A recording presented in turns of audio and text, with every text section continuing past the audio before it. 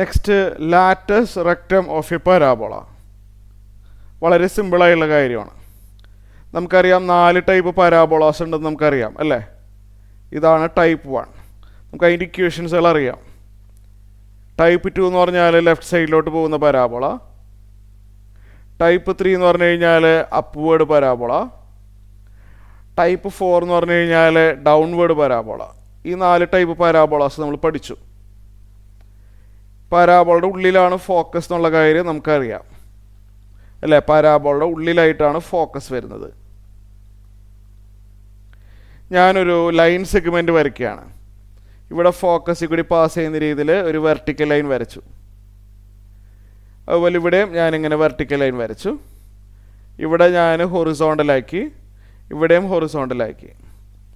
ഈ line സെഗ്മെൻറ്റിൻ്റെ length അതിനെ പറയുന്ന പേരാണ് ലാറ്റസ് റെക്റ്റം. ഫോക്കസിൽ കൂടി പാസ് ചെയ്യുന്ന ഒരു ലൈൻ വരയ്ക്കുക. മനസ്സിലായല്ലോ. ലൈൻ വരയ്ക്കുക. പരാബോളനെ 2 പോയിന്റിൽ കട്ട് ചെയ്യുന്ന രീതിയിൽ ഒരു ലൈൻ വരയ്ക്കുക, parallel to the axis. Okay, axis എന്ന് പറഞ്ഞാൽ എക്സ് ആക്സിസോ വൈ ആക്സിസോ. ഫോക്കസിൽ കൂടി പാസ് ചെയ്യുന്ന ഒരു ലൈൻ വരയ്ക്കുക, പാരലൽ ടു ആക്സിസ്. പരാബോളനെ 2 പോയിന്റിൽ കട്ട് ചെയ്യുന്ന രീതിയിൽ വരച്ചു.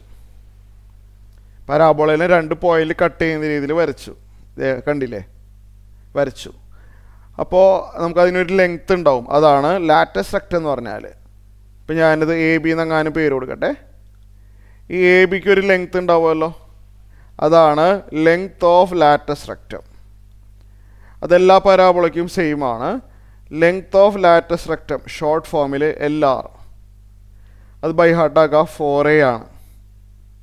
എ എന്താണെന്ന് ഓർമ്മയുണ്ടല്ലോ. ഒറിജിനിൽ നിന്ന് ഫോക്കസ് വരെയുള്ള ഡിസ്റ്റൻസിനാണ് നമ്മൾ എ എന്ന് പറയുന്നത്. അതിൻ്റെ 4 ഇരട്ടി ഉണ്ടാവും ആര്, എ ബി.